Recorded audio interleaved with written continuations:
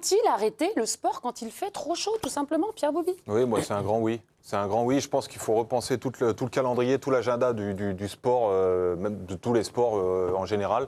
Parce que ça ne va pas s'arranger en plus, cette histoire. On ne va pas aller dans un monde qui va s'arranger où la température va diminuer. Donc évidemment, je pense qu'il faut trouver quelque chose parce qu'à un moment donné, on fera des matchs et du sport sous 40 degrés et on trouvera ça normal. Et il y aura de plus en plus de problèmes liés à ça. Mais c'est dramatique, mais il faut vivre avec et je pense que faut qu'on s'adapte en fait. Faut qu'on s'adapte et qu'on change le calendrier des choses parce que tu peux plus te permettre de faire des Coupes du Monde sous 40 degrés aux États-Unis ou n'importe où.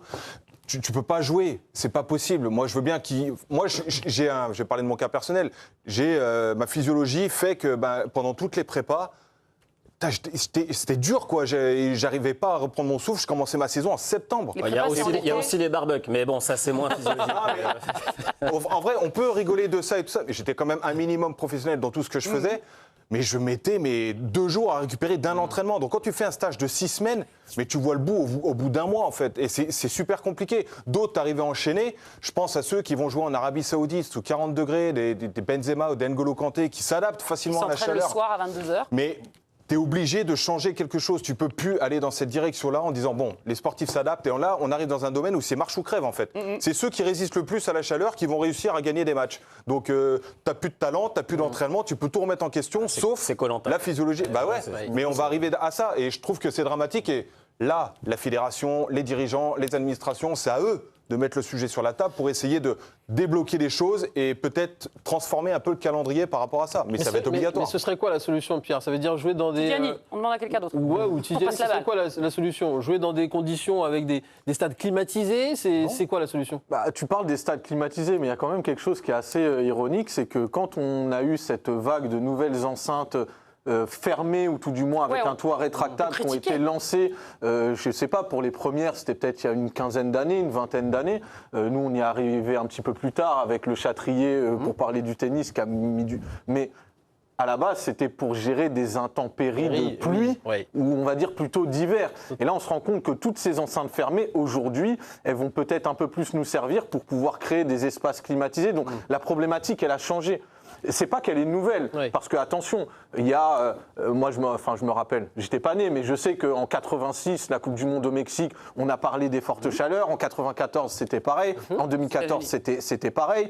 Dernièrement, sur l'Australian Open, je parlais tout à l'heure de l'indice de chaleur qui a été mis en place, mais il y a aussi l'exemple du Masters 1000 de Shanghai, où il y a eu, mais ça a été une hécatombe où dès les premiers tours, des grosses têtes sont tombées et ont sciemment abandonné, un Djokovic qui vomit sur le court, un Sinner qui ne peut pas terminer le match. Donc, en fait, ce qui change par rapport à il y a 20 ou 30 ans, c'est l'intensité, la fréquence et le timing de ces épisodes. Ce qui fait que ça n'est plus un sujet ponctuel sur lequel on doit s'adapter, c'est un sujet du long cours sur lequel on doit foncièrement changer nos habitudes de vie et de pratique. Et le sport n'y échappe pas. On parle évidemment des acteurs en eux-mêmes, mais ça concerne aussi le public, les spectateurs, parce qu'il y a aussi cette problématique. Et la qualité du jeu aussi, on y reviendra. Tu as évoqué justement ce tournoi de Shanghai où l'humidité était assez colossale et puis les chaleurs aussi très très fortes. Novak Djokovic, lui, en 2025, un match contre Romé Mounard, il a vomi sur le court tellement les températures étaient compliquées à vivre, à supporter pour lui, plus de 30 degrés et 80% d'humidité surtout.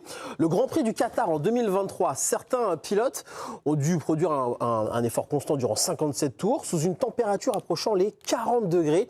Esteban Ocon, lui, a révélé avoir vomi dès le 15e tour. Alexander Albon, lui, est au bord de l'évanouissement. Il a dû être aidé pour s'extirper de sa monoplace. Logan Sargent, lui, il a abandonné avant même le drapeau à damier en raison d'une déshydratation extrême. Paula Badoza, au JO de 2020, elle a abandonné à l'issue de la première manche, pareil, à cause de la chaleur. Elle a quitté le cours, vous le voyez, avec un fauteuil roulant et une serviette sur la tête. Et puis, il y a l'exemple encore des frères Brownlee, c'était du triathlon.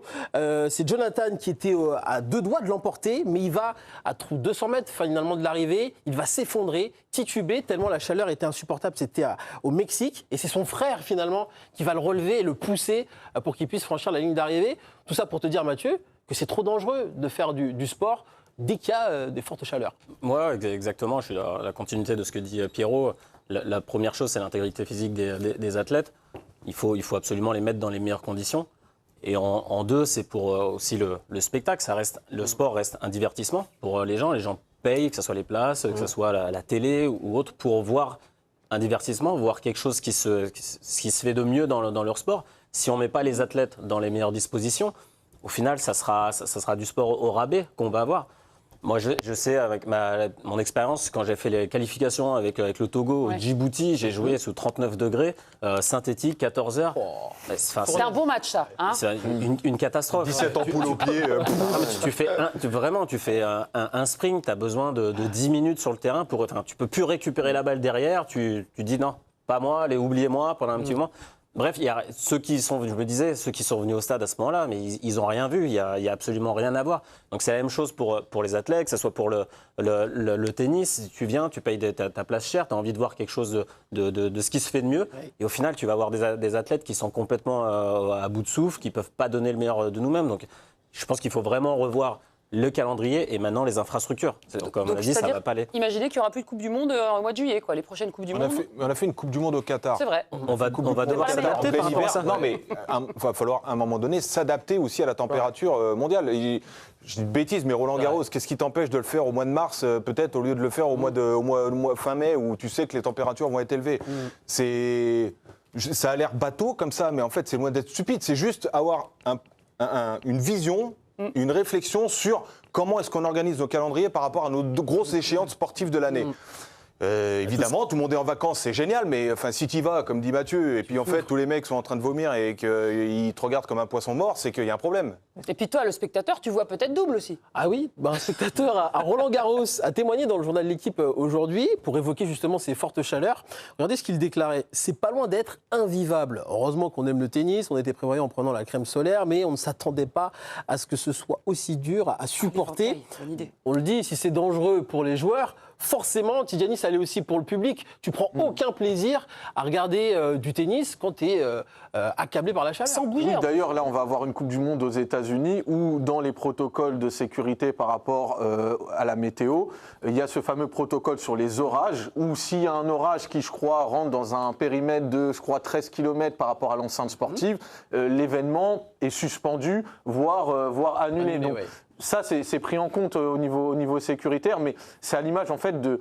mais là, tu traites la conséquence, limite. Oui, mais après, traiter la cause, ce serait agir sur le réchauffement climatique. Et là, c'est un problème qui dépasse le cadre du sport, malheureusement. C'est là où tu dois t'adapter. Parce que, comme il dit, le réchauffement climatique, il va pas, ça va pas aller en diminuant. Mais bon, ça, c'est une prise de conscience qu'il faut avoir au niveau sociétal. Et le sport, il peut prendre sa part, mais là-dessus, il pourra pour moi qu'apporter les adaptations qu'il essaye d'apporter. On a parlé des protocoles de chaleur à l'Australian Open. Dès que ça dépasse, je crois, c'est 45 degrés ou quelque chose comme ça. Tu as la F1 qui a pensé à imposer des gilets réfrigérants pour certaines courses. Le foot qui essaye de s'adapter avec des cooling breaks, etc. Mais moi, je trouve qu'il y a quand même une question aussi, parce que nous, on est globalement d'accord autour de la table sur le fait que les athlètes, c'est pas de la chair à canon et que tu peux pas te permettre de risquer leur vie par rapport à la notion de spectacle.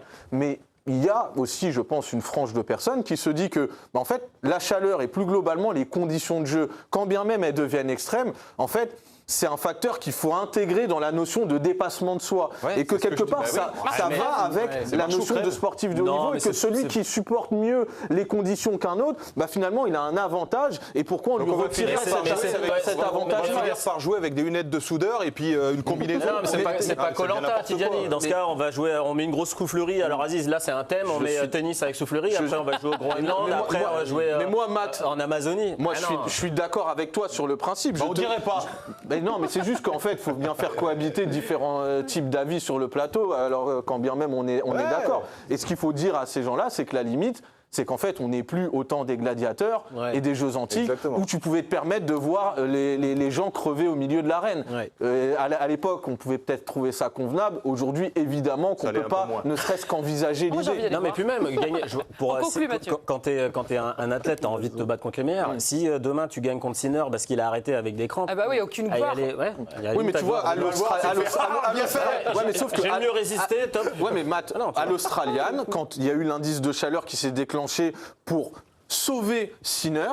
Et ben, il était mal embarqué, il allait se faire sortir par un inconnu italien. Il y a eu la pause, et quand il est venu, et ben, il a gagné son match. Mais le joueur, ça a généré dit une pour discussion. conclure. le joueur, il ne serait pas sorti Plutôt grandi respecté français, de Mathieu, cette victoire.